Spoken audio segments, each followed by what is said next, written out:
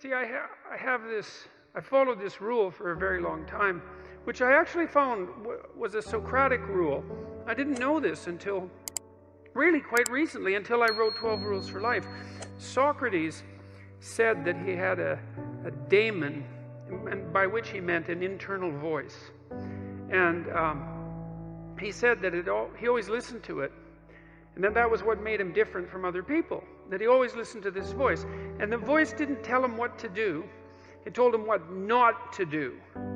And when the Delphic Oracle proclaimed that Socrates was the wisest man in Greece, in Athens and in Greece, one of the reasons Socrates attributed her decision to deem him the wisest man was because, well, she said he knew nothing, but he knew in part that he knew nothing, at least in part because he was always listening to the voice of his daemon, his internal conscience. And then I just found out the other day that the word democracy comes from the same root, which is really interesting.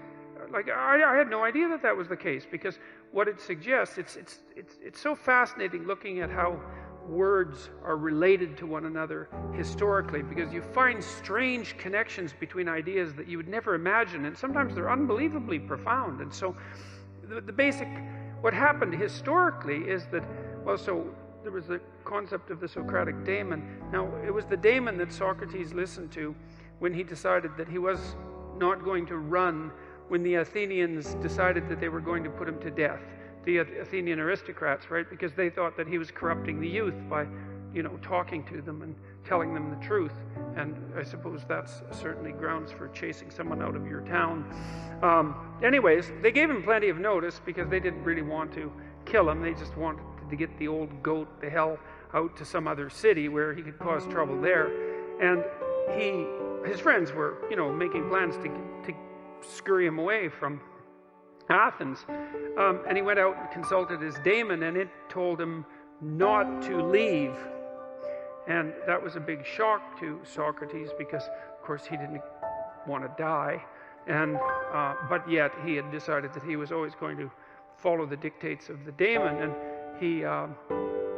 so he did something that only a philosopher would do, was reversed his assumptions. He thought, oh, well, I was afraid of dying, and my daemon said, stick around, and so I must be wrong.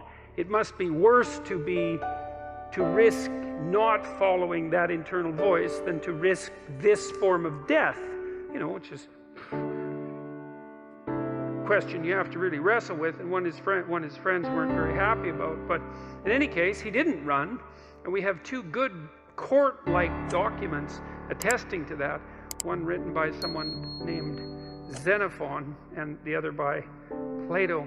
They're very interesting documents. I would highly recommend reading them. They're very short, and one of the reasons I would recommend reading them, apart from the fact that they're fascinating and short, is that you also get the sense from what Socrates wrote that because he had lived his life fully, no holds barred in some sense, that he could let it go when the time came.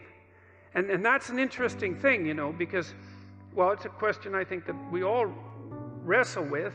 We should, is like, well, is there a purpose to our life? And, well, that's a hard question. And then if there is a purpose, well, how is it expressed? And then if there is a purpose and our lives are truncated, as they are by death, then how can that purpose have significance? And those are hard questions. But Socrates' experience seemed to be that he had lived enough in his life so that when push came to shove, which it certainly did, he was able to gracefully let it go. And he attested to that with his death. And that's fairly convincing, that's a fairly convincing argument. And it's one that I find, well, it's hard to tell if I find it exactly credible, but I don't find it incredible. I mean, I certainly have noticed that as I've got older and have done things, what would you say? Accomplished isn't exactly the right word. I've participated in many things that I'm pleased to have participated in them, but wouldn't necessarily go back and participate in them again. It's sort of as if when you do something and you finish it, it's as if it's done. You don't have to do it again. And maybe it's possible, who knows, that if you finish your life, whatever that might mean, if you exhaust your life, then that's enough life, you know, that you've had enough. And I mean, that doesn't mean that I try not to keep myself healthy and that I want to die tomorrow. It doesn't mean any of that. I'm trying to stick around as long as I can, but there's still that curiosity about the relationship between life and mortality, and the possibility that a life well lived exhausts itself in some fundamental sense, so that you can be satisfied, let's say, with what you were.